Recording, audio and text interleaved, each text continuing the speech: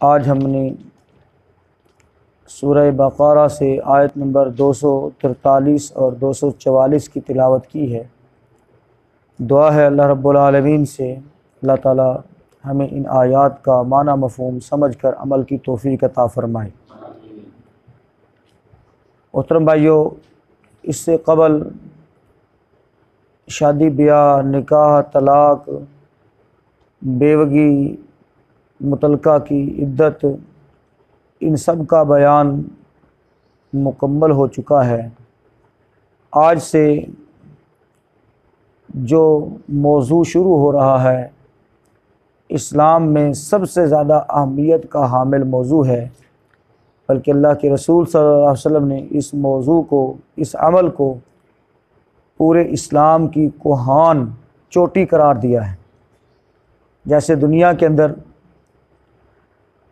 बड़ी चोटी mount Everest है, दूसरे नंबर पर K2 है, और हर बंदा ये कोशिश करता है कि वहाँ की सैर करके आऊँ, उसको देख कर आऊँ, उसे सर करूँ।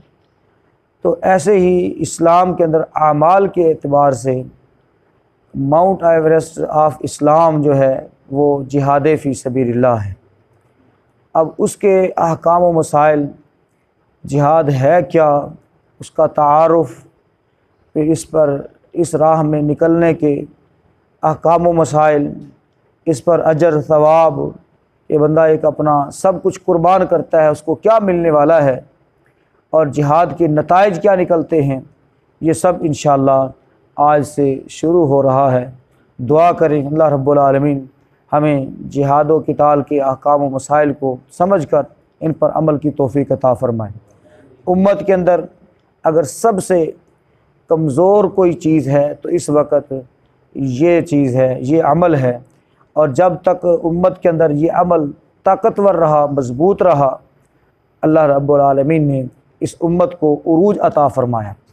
ये उम्मत लीड करती रही, और जब से ये अमल कमज़ोर हुआ, आज उम्मत ज़लील है, परेशान है। मुहतरम भाइयों, आज उनका खून जो है वो हर चीज़ से, यानी पानी से भी ज़्यादा सस्ता है, और उनको गाजर मूली की तरह आज काटा जा रहा है। मुख्तलिफ़ हिस्से बकरों के अंदर उनको तकसीम कर दिया गया है, और हकीकत में पूरी दुनिया के अंदर अब उनका कोई पुरसाने हाल है ही कोई नहीं। और मेरा ये मानना है कि अगर जिहाद से रूगर्दानी की वजह से इज़्ज़त मिलनी होती या हमने तरक्की करनी होती, तो आज उम्मत मुस्लिमा जिस कदर फरीज़ा जिहाद से गाफिल है, आज ये बड़े उरूज पर होनी चाहिए थी। तो पता चला कि जिहाद से जी चुरा कर, जिहाद से जान छुड़वा कर हम किसी शक्ल में जो है वो तरक्की नहीं कर सकते। तो फिर भाइयों आ जाएं किसकी तरफ? अल्लाह के उस हुक्म की तरफ आ जाएं। तर्जमा देखें, फिर बात समझ आएगी। फरमाया अलम तारा, अलम ये हमज़ा इस्तिफ़ामिया है, लम जो है ये नफ़ी के लिए है। अलम तारा क्या नहीं देखा तूने, इलल्लज़ीना उन लोगों की तरफ, खरजू जो निकले, मिन दियारिहिम अपने घरों से। खरजू वाव अलिफ जमा की अलामत है, पीछे क्या बच गया? खरजा। खारिज उर्दू के अंदर बहुत ज़्यादा इस्तेमाल होता है, ठीक है। दियारिहिम, दियार जो है ये दार की जमा है। दार किसे कहते हैं? घर को कहते हैं, ठीक है। तख्ता दार भी उर्दू के अंदर इस्तेमाल होता है, जी, जिसके ऊपर चढ़ के बंदा अपने आखिरी घर को चला जाता है। तख्ता दार, समझ आ रही है ना बात की? उर्दू के अंदर भी इस्तेमाल होता है। मिन दियारिहिम अपने घरों से, वहुम हालांकि वो थे, उलूफुन, उलूफ ये अल्फुन की जमा है। अल्फ किसे कहते हैं? हज़ार को। मिया किसे कहते हैं? 100 को, ठीक है। ये गिनती है, मिया अल्फ, हैं जी। और ये कुरान मजीद मुहतरम भाइयों इस एतबार से हर किस्म के उलूम को अपने अंदर समोए हुए हैं। और ये जो गिनती के फिगर हैं, ये सबसे पहले अल्लाह ने दिए हैं। सबसे पहले किसने दिए हैं? अल्लाह ने दिया। हम कहते हैं ना ये जनाब ये ज़ीरो फ़लाँ ने ईजाद की, ज़ीरो फ़लाँ ने ईजाद की, फ़लाँ जो है वो मैथ का बड़ा कह लें कि हीरो था, और मैथ का जो है बड़ा मास्टर था। तो ये अगर कुरान मजीद को देखा जाए तो कुरान मजीद तमाम उलूम की जामे किताब है। मैथमेटिक्स यानी जो रियाजी जो है, अगर उसके भी बुनियादी क़वानीन आप देखें तो वो किसने बयान किए हैं? अल्लाह ताला ने बयान किए हैं। साइंस के बुनियादी रूल किसने बयान किए हैं? कुरान ने बयान किए हैं, अल्लाह ताला ने बयान किए हैं, और ऐसे ज़बरदस्त अंदाज से बयान किए हैं कि दुनिया कायनात के अंदर आज तक इनको कोई चैलेंज नहीं कर सकता। हाँ जी, दुनिया में साइंसी नज़रियात को लोग चैलेंज करते हैं और आप देखते हैं कि 10-20 साल बाद वो सारी की सारी थ्योरी क्या हो जाती है? चेंज हो जाती है। लेकिन कुरान मजीद के अंदर जो कुछ बयान हो चुका है इसको कोई चैलेंज नहीं कर सकता। फरमाया वहुम उलूफुन, हालांकि वो हज़ारों की तादाद में थे, तो 2, 4, 5, 10, 20 नहीं थे, बल्कि हज़ारों की तादाद में थे। हज़रल मौत, मौत के डर से, मौत के डर से वो अपने घरों को छोड़ छाड़ कर निकले। दुश्मन ने हमला किया, अब वो उसके सामने डटने की बजाय, खड़े होने की बजाय, मुकाबला करने की बजाय, दिफा करने की बजाय अपने घरों को छोड़कर क्या है? निकल पड़े, मौत के डर से कहीं मौत ना हमें आ जाए और ये हमें मार न दे। फ़क़ाल, पस कहा, लहुम, उनके लिए, अल्लाहु, अल्लाह ने, मूतू, मर जाओ। वो मौत के डर से निकले थे, अल्लाह रब्बुल आलमीन ने आगे मौत खड़ी कर दी। फरमाया मूतू, मर जाओ। सुम्मा, फिर, अहयाहुम, उन्हें ज़िंदा कर दिया, उन्हें ज़िंदा कर दिया। पहले अल्लाह ताला ने उनको मार दिया, मौत के डर से वो भागे थे, अल्लाह ने आगे मौत को खड़ा कर दिया, मौत आ गई। फिर अल्लाह ताला ने मुजज़ाना तौर पर उनको ज़िंदा किया ताकि उनको समझाया जाए, बताया जाए कि मौत से कोई बंदा बच नहीं सकता, और जिस चीज़ के अंदर तुम मौत तसव्वुर करते हो हकीकत में वो क्या है? ज़िंदगी है। फरमाया सुम्मा, फिर, अहयाहुम, उनको ज़िंदा कर दिया। इन्नल्लाह, बेशक अल्लाह ताला, लज़ू फ़ज़लिन, अलबत्ता फ़ज़ल, बहुत बड़े फ़ज़ल वाला है, अलन्नासी, लोगों पर, वलाकिन्ना, और लेकिन, अक्सरन्नासी, लोगों की अक्सरियत, ला यशकुरून, वो शुक्र नहीं करते, लोगों की अक्सरियत शुक्र नहीं करते। वक़ातिलू, और फिर आगे फरमाया मौत से डरो नहीं बल्कि अल्लाह की राह में निकलो। वक़ातिलू, और क़िताल करो, लड़ो, फ़ी सबीलिल्लाह, अल्लाह की राह में, अल्लाह की राह में लड़ो। वअलमू, और जान रखो, अन्नल्लाह, बेशक अल्लाह ताला, समीउन, सब कुछ सुनने वाला, अलीमुन, और खूब जानने वाला है। अल्लाह ताला सब कुछ सुनने वाला, जानने वाला है। अगर तुम अल्लाह की राह में अपना माल और अपनी जान को पेश करोगे तो अल्लाह रब्बुल आलमीन कदरदानी करने वाला है, कदर करने वाला है। जो कुछ भी तुम अल्लाह की राह में पेश करोगे अल्लाह ताला उसको देख भी रहा है और उसके बारे में इल्म भी है कि ये किस नीयत के साथ ये कर रहा है। मजबूरन कर रहा है, कोई किसी ने बन के बिठाया है, या अपनी दिली खुशी के साथ ये जो है वो शामिल हुआ है इस कार खैर के अंदर। अल्लाह ताला इस बात को खूब अच्छी तरह से जानता है। दोबारा से तर्जुमा देखें। अलम तरा इलल्लज़ीना, क्या नहीं देखा तूने उन लोगों की तरफ, खरजू, जो निकले, मिन दियारिहिम, अपने घरों से, वहुम उलूफुन, हालांकि वो हज़ारों में थे, कई हज़ार थे, हज़रल मौत, मौत के डर से, यानी जब दुश्मन ने उनके ऊपर हमला किया या कोई वबा फूट पड़ी तो वो तकदीर से जो है तकदीर के आगे भागने लगे कि जनाब हमें यहाँ से जो है अगर निकल जाएंगे तो हो सकता है हम मौत से बच जाएं। फरमाया फ़क़ाल लहुमुल्लाह, पस कहा अल्लाह ताला ने उनसे, मूतू, मर जाओ, सुम्मा, फिर, अहयाहुम, उनको ज़िंदा किया। इन्नल्लाह, बेशक अल्लाह ताला, लज़ू, अलबत्ता है, फ़ज़लिन, बड़े फ़ज़ल वाला, अलन्नासी, लोगों के ऊपर, वलाकिन्ना, और लेकिन, अक्सरन्नासी, लोगों की अक्सरियत या अक्सर लोग, ला यशकुरून, शुक्र नहीं करते।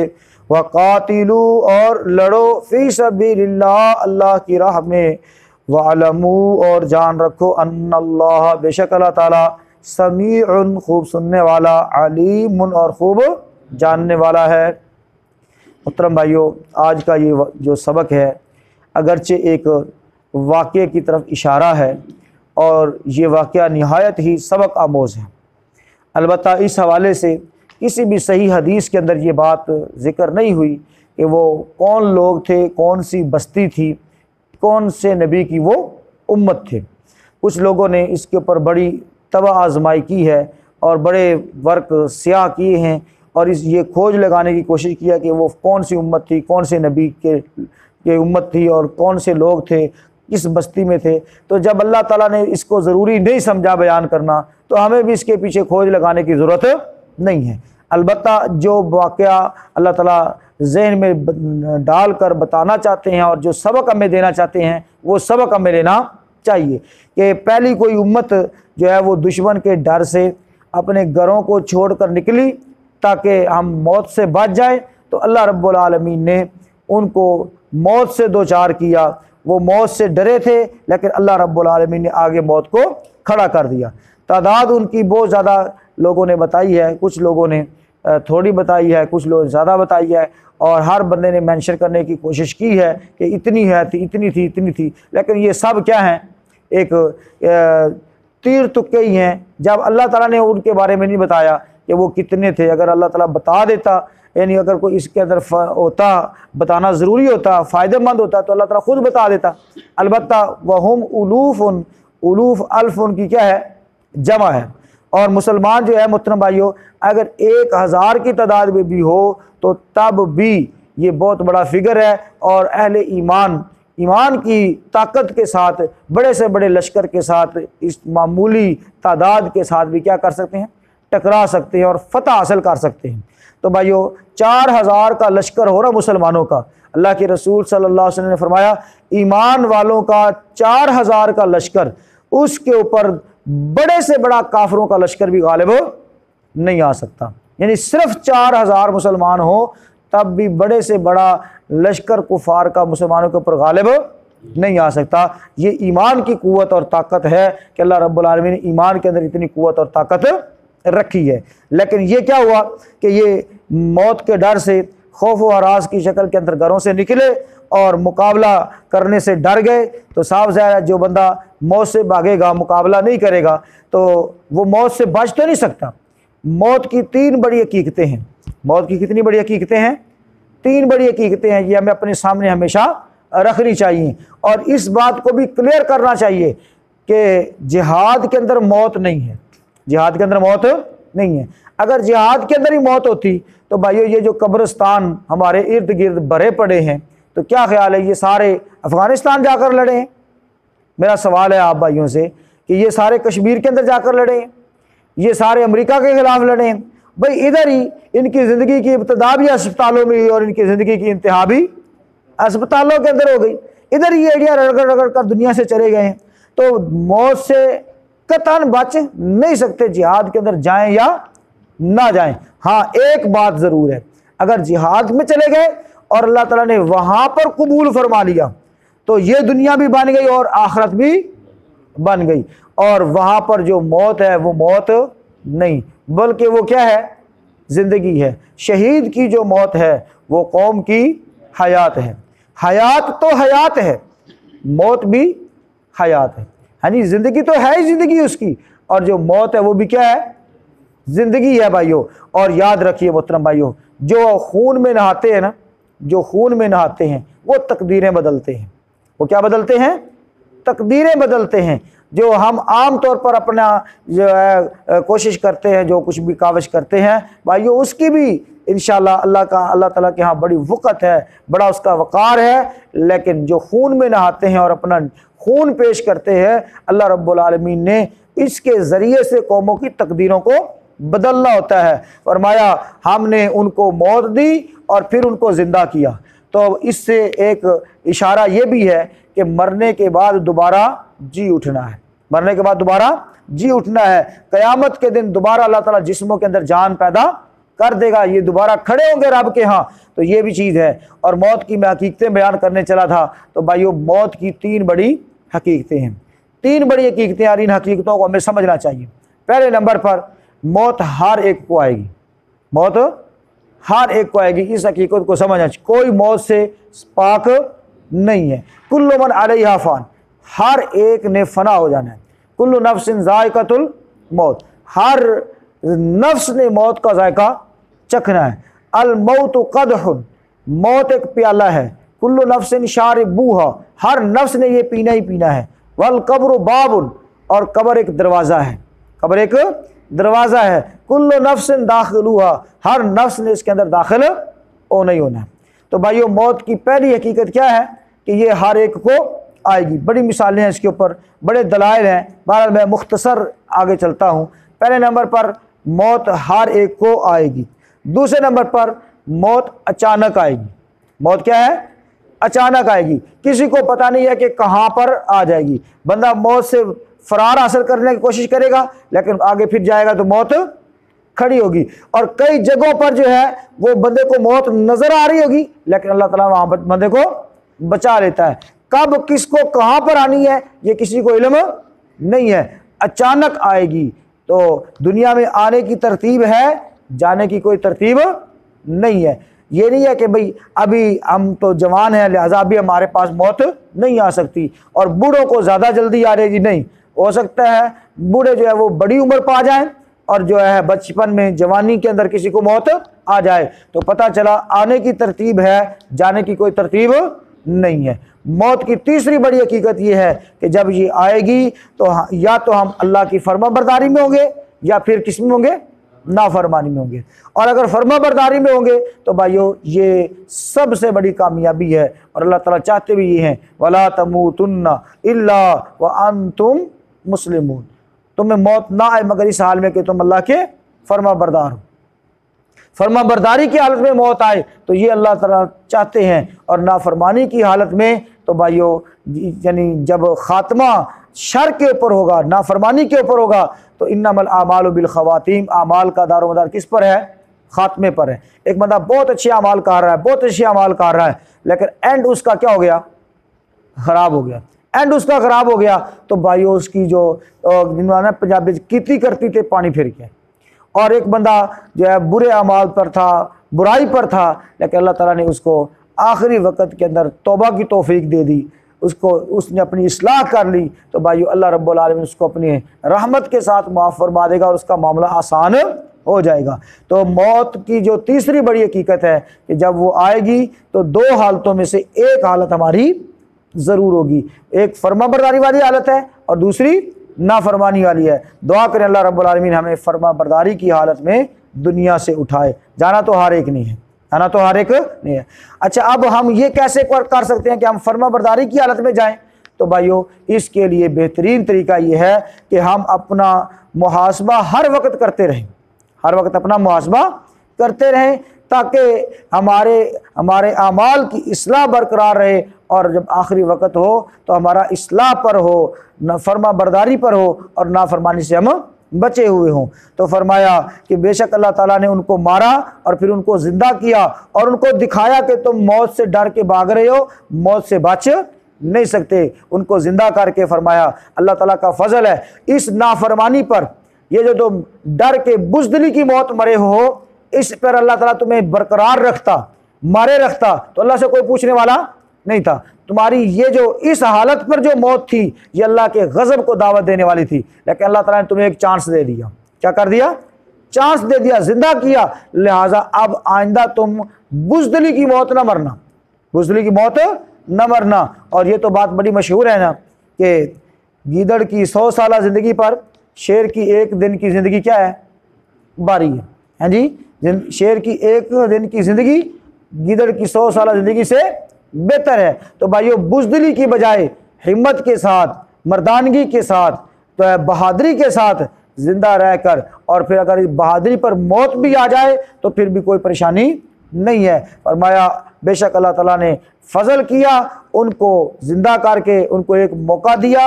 लिहाजा लोगों को चाहिए कि वो अल्लाह का शुक्र अदा करें, और अल्लाह का शुक्र अदा करने का एक बेहतरीन तरीका क्या है?